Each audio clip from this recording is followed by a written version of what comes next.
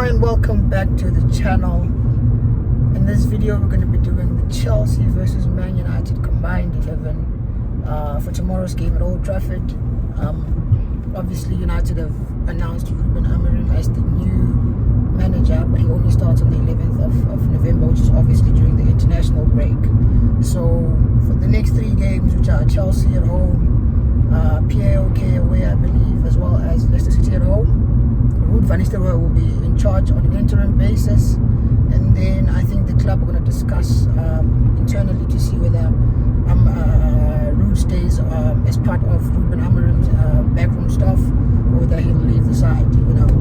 But anyways, we've got Ruud tomorrow. We've got Ruud in charge of tomorrow's game, and to be fair, I'm not exactly nervous.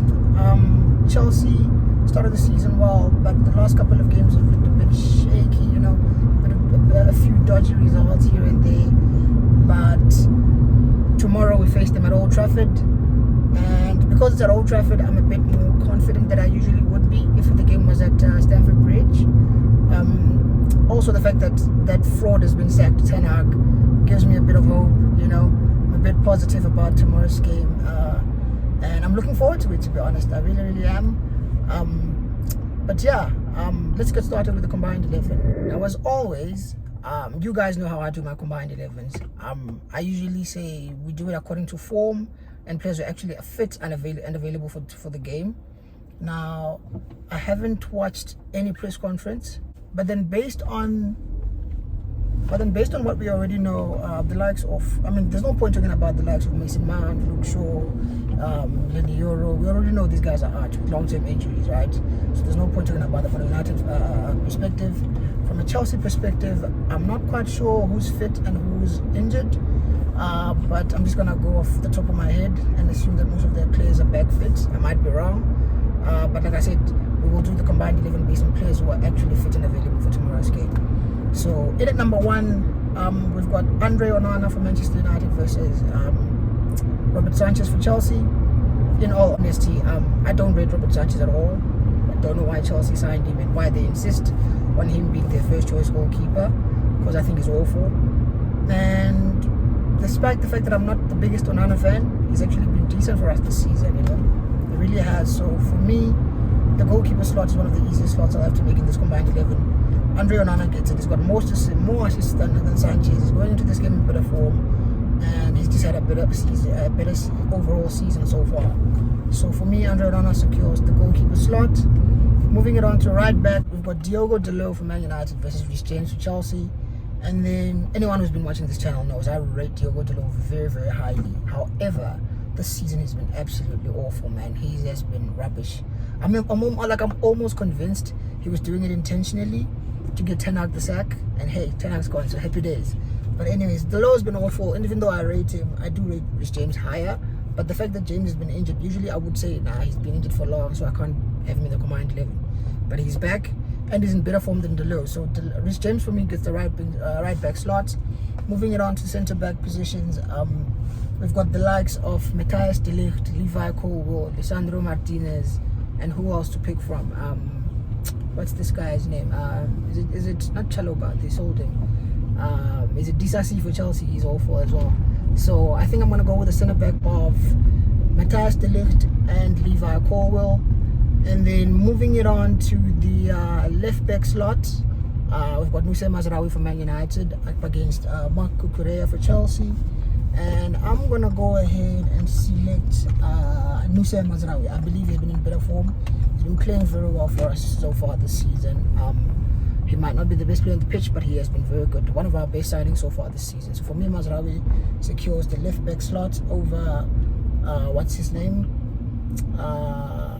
Over Marc Cucurella. So yeah, moving it on to the midfield, I've gone with a 4-2-3-1 type of formation, which means that I've got a double pivot of Moises Caicedo for Chelsea, because let's be honest, the guy has just been a beast in a rock for Chelsea in the middle of the park. And the second guy I've gone with in the middle is Casemiro.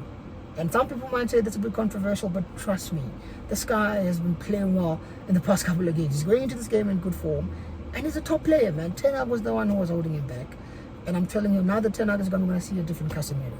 So for me, Casemiro secures the second slot in midfield. It's going to be a double pivot of Casemiro and Caicedo, basically a no-nonsense holding midfield, basically.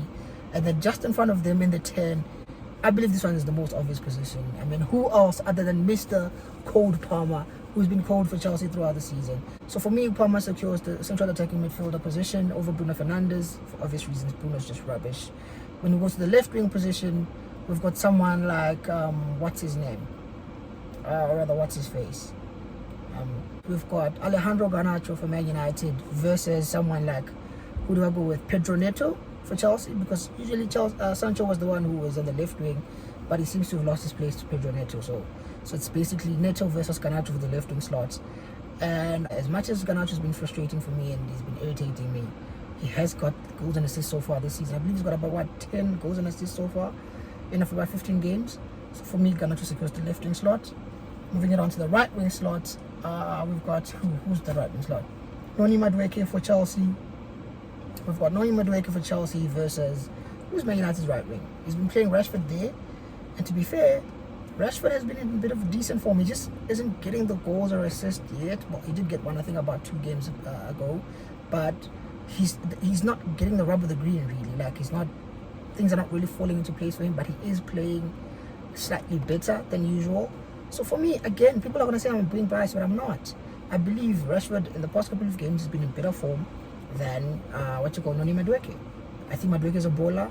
In fact, I'd like to be having Ahmed in the right wing slot, but going off of form on the past couple of games, Rashford has been in better form. So for me, Rashford secures the right wing slot.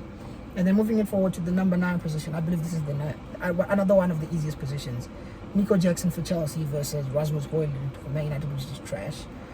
Watch him go score now that I said that. But basically, Jackson versus Højlund. I'm going to go with Nico Jackson. I think he's a good player.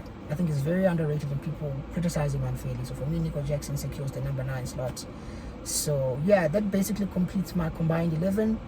And yeah, let me know what you guys thought about that. But before I go, I need to give you my score prediction. I think it's going to be a very entertaining game. I think both teams are going to attack. I think Ruud won't try and sit back. I think he might try and attack. Chelsea will also try and attack. So I can see it being a very high-scoring draw. So I'm going to go ahead and predict a 3-3 draw between Chelsea and Man United. As for the goal scorers, I'm going to predict Cole Palmer to score for Chelsea, Nico Jackson, and maybe Pedro Neto. For United, I'm going to predict a goal from Garnacho, Rashford, and Casemiro. But yeah, those are my predictions, and those are my thoughts really overall on the combined 11. So let me know what you guys thought about my combined 11. Is there any player who you feel I left out or including the combined 11 unfairly? Let me know what your thoughts in the comment section. So just let me know your thoughts in the comment section below. And if you haven't already, please like the video, share the video, subscribe to the channel, and I will see you guys soon. Peace.